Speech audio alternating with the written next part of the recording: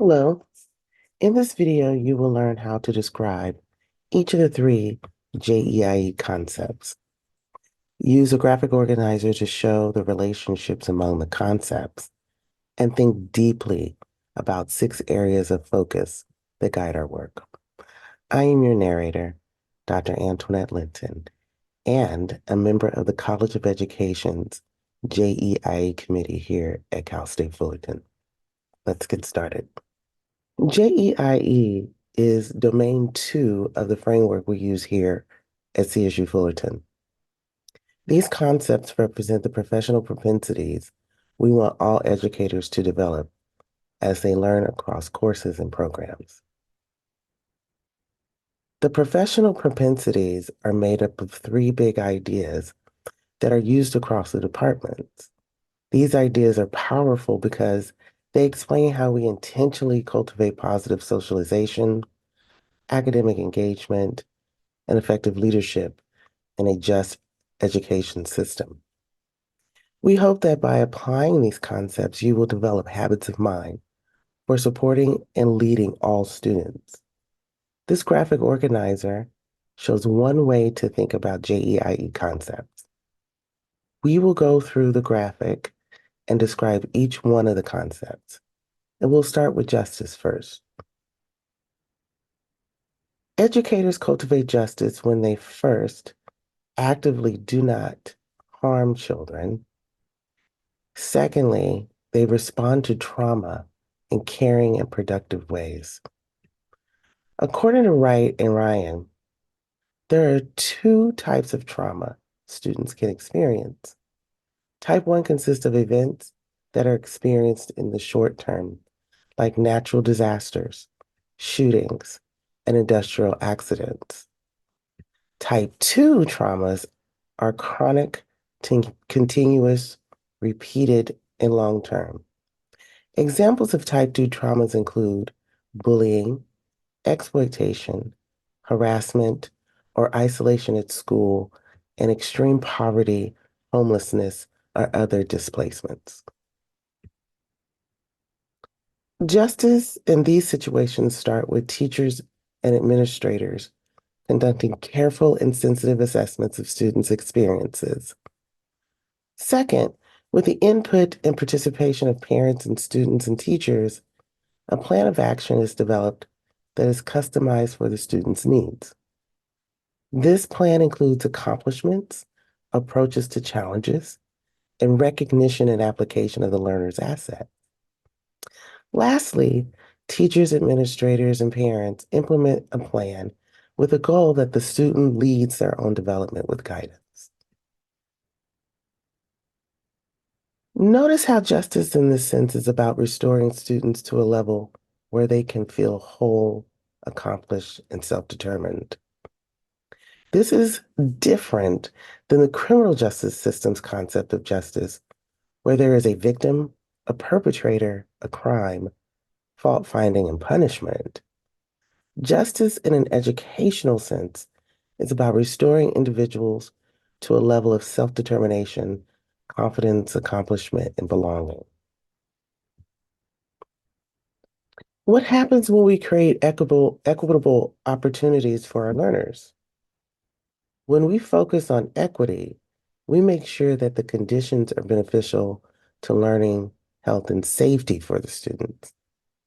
None of this is predicated on race, ethnicity, socioeconomic status, gender, family structure, first language, religion, sexual orientation, migration status, or disability.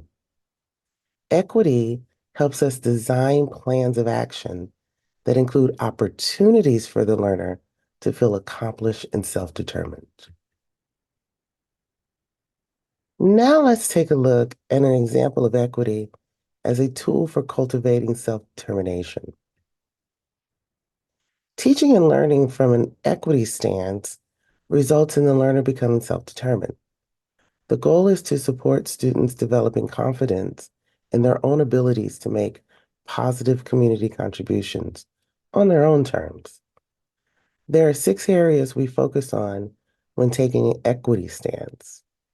Area 1 is a deep knowledge of the learner and their assets. Area 2 is deep knowledge of community and its assets. Area 3 is cultivating learner agency to direct their own learning. Area 4 is our responsibility to remove barriers to learning and address challenges with solutions. Area 5 links learning to culturally, linguistically, and experiential values and practices. And finally, Area 6 directly links learning to real-life situations found in the workplace, educational, and in entrepreneurial endeavors. Equity also leads to questions about inclusion. Inclusion is a perspective that recognizes and respects knowledge and skills that all learners bring from their communities. Inclusivity answers the question, what do I need to know and be able to do in order to add to equity approaches and ensure that educational justice prevails? Inclusion practices translate culture, ethnic, and linguistic experiences into student wholeness and belonging.